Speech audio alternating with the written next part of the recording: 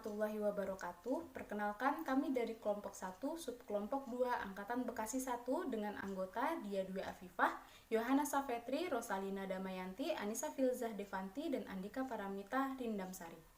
Pada kesempatan kali ini, kami akan membahas tokoh inspiratif yang dapat dijadikan sebagai role model dalam pelaksanaan nilai dasar ASN berakhlak. Pada dasarnya, Indonesia memiliki banyak sekali tokoh yang dapat dijadikan sebagai role model dalam pelaksanaan nilai dasar ASN. Namun, dalam kesempatan kali ini, kami memilih untuk membahas Ibu Susi Pujiastuti sebagai role model karena beliau merupakan salah satu tokoh wanita inspiratif Jawa Barat. Selain itu, beliau juga merupakan Menteri Kelautan dan Perikanan perempuan pertama di Indonesia yang masuk ke dalam daftar 100 wanita paling berpengaruh di dunia.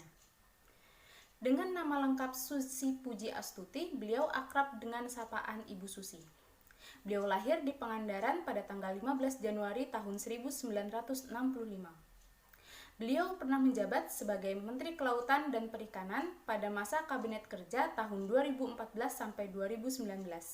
Selain itu, pada saat ini beliau merupakan Presiden Direktur dari PT ASI Pujiastuti Marine Product dan PT ASI Pujiastuti Aviation.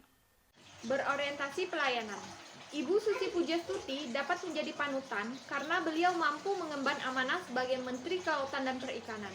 Dalam menjalankan perannya, beliau mengaplikasikan core value berorientasi pelayanan. Saya hitung 3, 2, 1. Salah satu contohnya adalah penenggelaman kapal illegal fishing di Kepulauan Natuna. Pemerintah Kabupaten Natuna mengakui bahwa kebijakan Kementerian Kelautan dan Perikanan dalam menenggelamkan kapal ilegal ampuh meredam kehadiran kapal-kapal asing. Setidaknya, melalui kebijakan ini, kapal berbendera luar kini sudah jarang memasuki perairan Indonesia, khususnya di Kabupaten Natuna, Kepulauan Riau. Selain itu, Ibu Susi Pujiastuti juga menerapkan larangan ekspor benih lobster.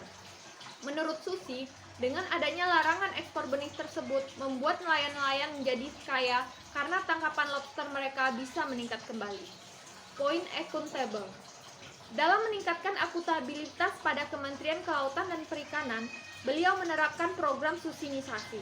Susinisasi adalah program dalam pembuatan anggaran yang tepat guna, efisien, dan tidak untuk dihabis-habiskan serta dapat dipertanggungjawabkan dan mengutamakan kepentingan stakeholder. Menteri Kelautan dan Perikanan Susi Pujiastuti mengklaim telah melakukan penghematan anggaran di kementeriannya. Menurutnya, selama ia menjabat sebagai Menteri Kelautan dan Perikanan telah menghemat dana sekitar 8,28 triliun. Kompeten. Pemilihan Ibu Susi Pujiastuti sebagai Menteri Kelautan dan Perikanan membuktikan bahwa beliau memiliki kemampuan untuk membuat kelautan dan perikanan Indonesia menjadi lebih baik lagi. Selain itu, beliau juga memperoleh sertifikat kompetensi profesi bidang kelautan dan perikanan level 9 yang setingkat dengan doktoral. Beliau juga menerima sertifikat dan rencana dari Bareskrim Polri.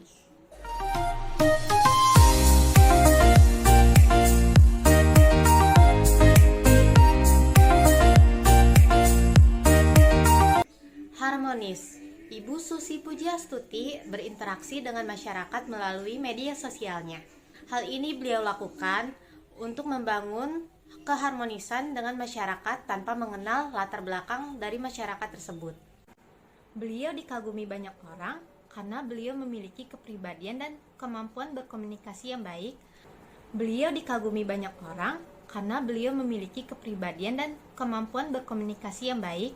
Beliau juga supel, ramah, rendah hati, dan peduli pada sesama. Tidak hanya itu, beliau juga membangun keharmonisan dengan sesama rekan kerjanya. Pada hari pertama beliau bekerja sebagai Menteri Kelautan dan Perikanan, beliau langsung melakukan perkenalan dengan karyawan yang berada di kantor Kementerian Kelautan dan Perikanan.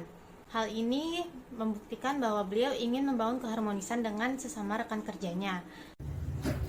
Poin loyalitas. Bapak Joko Widodo selaku Presiden Republik Indonesia pernah memuji kinerja dan loyalitas dari Ibu Susi.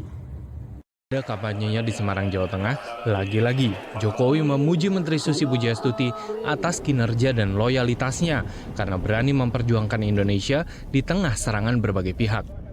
Berbagai kebijakan yang dibuat oleh Ibu Susi berdasarkan perintah dari Presiden Republik Indonesia untuk membawa kelautan dan perikanan Indonesia ke arah yang lebih baik.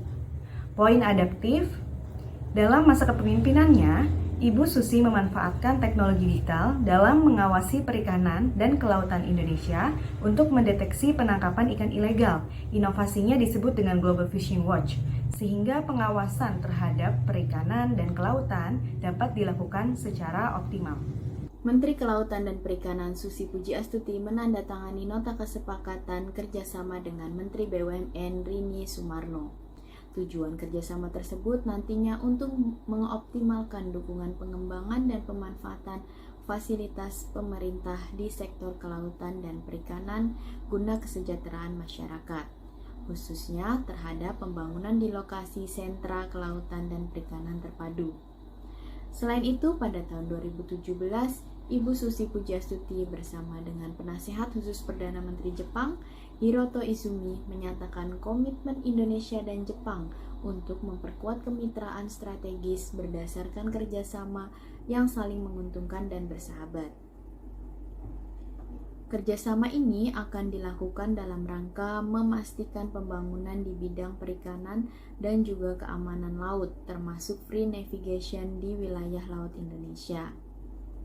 Langkah kolaborasi yang dilakukan Bu Susi tentunya untuk kepentingan NKRI, khususnya di bidang kelautan dan perikanan. Untuk mencapai sebuah tujuan instansi, maka kita memerlukan bantuan dari pihak atau sektor lain dalam bentuk kolaborasi atau kerjasama. Berdasarkan uraian yang telah disampaikan tadi, dapat disimpulkan bahwa Bu Susi adalah tokoh yang patut dicontoh. Beliau telah berhasil menerapkan nilai-nilai dasar berakhlak selama kepemimpinannya. Beliau banyak berjasa untuk Indonesia, khususnya di bidang kelautan dan perikanan, tidak hanya di dalam negeri tapi juga di kancah internasional. Semoga kita semua para CPNS sebagai calon aparatur pemerintahan dapat mencontoh hal baik dari Ibu Susi, sehingga kita dapat berkontribusi dengan baik bagi bangsa dan negara, sesuai dengan tanggung jawab profesi masing-masing, mampu menjalankan fungsi ASN yakni sebagai pelaksana kebijakan publik, pelayan publik, dan pemersatu bangsa. Sekian, terima kasih. Wassalamualaikum warahmatullahi wabarakatuh.